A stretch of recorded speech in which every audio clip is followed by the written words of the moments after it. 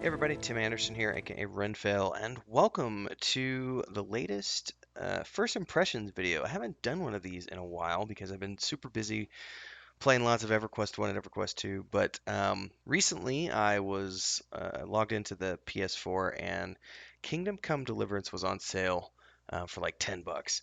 And I haven't ever played this game, and I've been wanting to try it for a very long time, but just I don't have time. Time is a luxury for me. And I eventually just kind of forgot about it. It's been out for a few years now. I haven't been playing anything on the PS4 right now. Just dabbling a little bit. I've got NBA 2K21 on there, Red Dead Redemption 2. Those are like the only two games I'm actively sort of once a week, once every couple weeks, I'll log in and play a little bit, like on a Sunday morning or something. But since it was on sale, I picked it up for 10 bucks and I spent the other morning playing the tutorial and I have since played a couple of additional sessions. I'm probably about 6, maybe 7 hours in at this point. So I feel like I've done enough where I can give kind of a good first impressions video. And I know I'm late to the game here, but this is mostly for my channel and my community members who just like to hear about my experience playing games and so on and so forth. So without further ado, we're going to talk about this game today. If this is your first time here and you like this video, I'd love you to do a couple things for me. First and foremost is smash that like button. Lets me know that you do appreciate the content that I'm producing here. And of course, don't forget to subscribe and hit the bell icon so you get future updates when I do first impressions videos or the Is It Worth It series or all the other things that I do, book reviews, show reviews, the Monday Musings show, all the Lotro, EQ1, EQ2, Star Wars Old Republic stuff we do.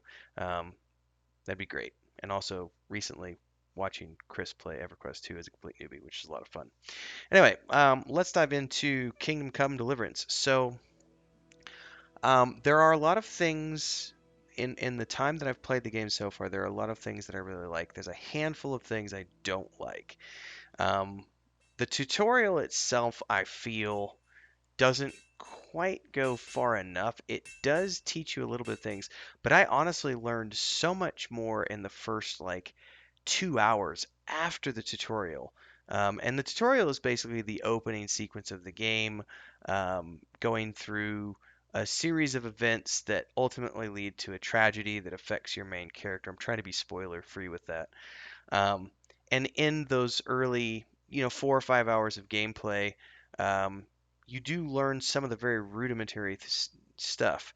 And it's enough to get you through it, but I would have loved more because honestly, the stuff I've learned after the tutorial, like since the official, you know, you get to that point and then the game credits roll and you know you're getting into the real game. I've since had some tutorials from additional characters which really made me appreciate more of what's going on in the game world and especially the combat system, which is very different and very complex. But once you get used to it, I've found that it's very unique and quite fun um, in and of itself. Some of the things I really love about this game, visually, it is a good looking game from an independent team. Obviously, they don't have, I read today, I think the budget was 36 million euro was what they spent. I could be wrong on that, but I'm pretty sure that's what I was reading this morning. So it had a big budget, but not like $250 million or $80 million or anything like that. It doesn't look as good as, say, The Witcher 3, but, with The Witcher 3, you're dealing with CD Projekt Red, who had, you know, a decade plus of experience working on other games leading up to that. This was the first game for this studio. And as a result, it is an indie title, but it looks very good. Some things look a little dated, but for the most part, it's a very visually, I wouldn't call it breathtaking per se, unless I already used the word before. I always forget. But visually, it is a good looking game. And it is based on real world locations. So you're not dealing with anything fantastical here. This is a open world RPG, action RPG, but not a fantasy RPG. This is based on real life politics, real life locations, history. So there's no magic here. It's there's no fantastical elements. It's just a medieval sim. I love the writing and I love the voiceovers. These are two areas where I feel this game has done an exceptional job in terms of immersing yourself into the game world. There's a lot of dialogue, there's a lot of voice acting, and everything I've seen so far is really well done. You've got a lot of traditional RPG features like the speech system, which is dialogue and being able to attempt anyway to influence conversations in a certain way. And there's multiple factors that play into this, which ties into one of the things that I really love about this game is the fact that the type of clothing you're wearing, whether or not you've bathed, whether or not you've got blood on your clothes, all of this factor into whether or not someone's going to be favorably inclined to want to have a conversation with you or even allow you to manipulate the conversation in one way or another. Reputation is also very important. Having a good reputation in an area and also with that individual is going to help influence that as well. But the clothing thing really took me for a spin because it's like if you've gotten into combat and you've got blood on your clothes and you go talk to somebody, they will tell you. They're like, "Oh my God, what happened to you?" And that has a negative impact on your conversation with them. There's also a very complex food and rest system, which is sort of like that survival element. Excuse me, which I'm not a huge fan of, but I think it's a little heavy-handed because there have been some moments when it's like, really, I just ate like 30 minutes ago, and now suddenly my character's telling me that he's starving, and I'm like -3 in speech and -3 in, endurance or whatever, and it's like I just rested like an hour ago. So the the fact that we're dealing with a sped up time sequence, it takes a little bit of getting used to, and that's one of those things. It's a quirky part of the game that I'm not a huge fan of. I like the fact that it's there and that the food and drink and rest affect your character. I just think it's a little heavy-handed. It could be scaled back a little bit, but it does add a certain element to the game in terms of needing to keep yourself fed, also needing to avoid poisoned food, so on and so forth. Um, I found myself not wanting to go the thieving route in this game, even though there are options to do so, and it's because I really do like my reputation, and I'm trying to be like an honorable, the route that I'm choosing is I do wanna serve in the service of this individual who I pledged myself to, and I do want to work my way up from being a nobody to see if I can become a knight. And so to do that, I want to make sure that I kind of stick to a reasonably honorable path. So I've been avoiding any pickpocketing or thievery. Um, Also, I don't like the pickpocketing system, at least on the PS4. Um, I've tried multiple times on the tutorial and I just suck at it. Like I just cannot master the pickpocketing controls on the PS4. So it's a good thing that I'm choosing an honorable route because I wouldn't be able to make it as a thief in this game.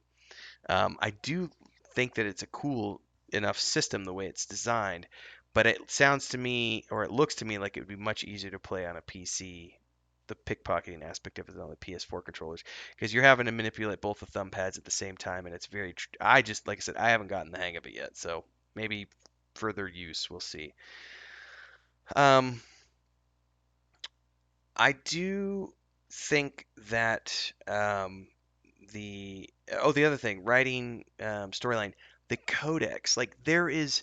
I've just again, I keep coming back to the writing for this game is some of the best I've ever seen in an RPG. Um, there is so much lore in this game and it's real life history. So going into the codex, it's like you're constantly discovering things and it's like you're reading about the nobility and the barons and the various lords and ladies and what's going on in the kingdoms and what's going on with the church and just all these aspects of medieval life. This is one of the coolest medieval like open world sim games I've ever seen. And so on that note, like diving into the codex is a really cool component of this game, and I just you can get lost just reading text for hours on end. Um, every time they're teaching you a new system, it's very in depth. Like you'll get a pop-up screen that's sort of transparent in the background, but it's got all these instructions on how to do the things you're doing. So that part of it's well done as well. The combat system, and this is one of the areas where I felt like they didn't teach you enough in the opening sequence of the game. But once you get past that opening sequence, you get into the real world and you pledge your service to this guy, and then you get training, and you actually get to train with this Lord's man at arms, right? And this I haven't done the archery. I was leading to the archery when I stopped this morning, but I did the sword fighting component of it, and it's so complex, and I just love it. It's so cool. It does take some getting used to, but you've got different. it's just really cool because you have slashes, you have thrusts. I have a shield, but I haven't used the shield yet. I've been just using the sword. Like, I don't think they've taught me how to use a shield yet, and I kind of stole one today, so I've got it equipped, but I haven't actually used it yet. Um, but the I like the fact that you have zones that you can choose from, so you can attack. It's like one, two, three, four, five, six, seven, 8 zones, I think, is that you can so you can track, and you pick. So you pick what zone you're going to attack from, and then you can strike. But then there's blocking, there's feinting, there's parrying, there's ducking. I mean, there's so many things to do. The combat is really cool the way the swordplay is done. And I feel like it adds a certain level of challenge to the game to learn how to play that, which is really cool.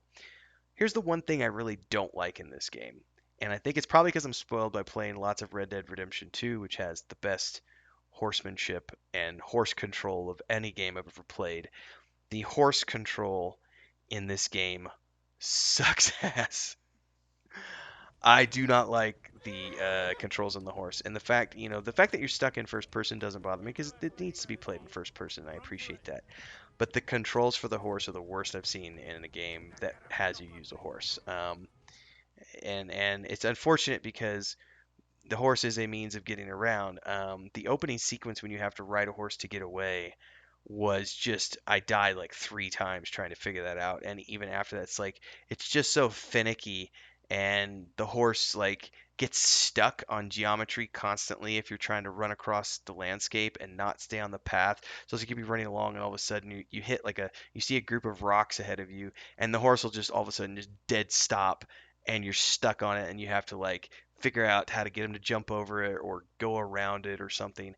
So I'm not a big fan of the horse controls. Other than that, the controls are a little finicky, but I'm learning those and getting used to it. It's one of those things where they're not the best controls I've ever done before, but they are learnable, and I appreciate the fact that I seem to be getting a little bit better with it as I get deeper into the game. So, first impressions, it's hard for me to give a final review on things right now, but if I have to give it something on like a 1 to 10 basis based on what I've seen so far, I'd give it a 7. Just for lore and voice acting and visuals and the writing and all of that, the complex sword combat, all of that's really good. The things that take away, obviously, are the horse controls, the overhandedness of being too tired or needing to eat like constantly. That's being hammered at you constantly. So you're always looking for a place to rest and you're always looking for food. Those are some things that kind of take away from it for me. But so far, I'm enjoying it. I'm going to keep playing it and see what I get out of it. I may do a final review of the game at some point, kind of is it worth it, and add it to that series.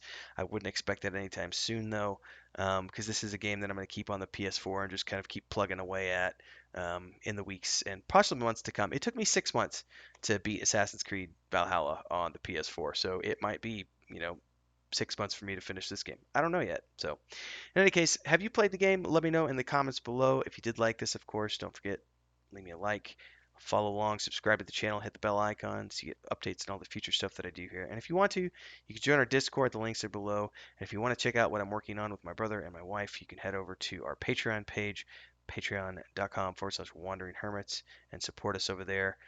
And I think that's about it. So, anyway, thanks everybody. I'll see you next time. Stay safe.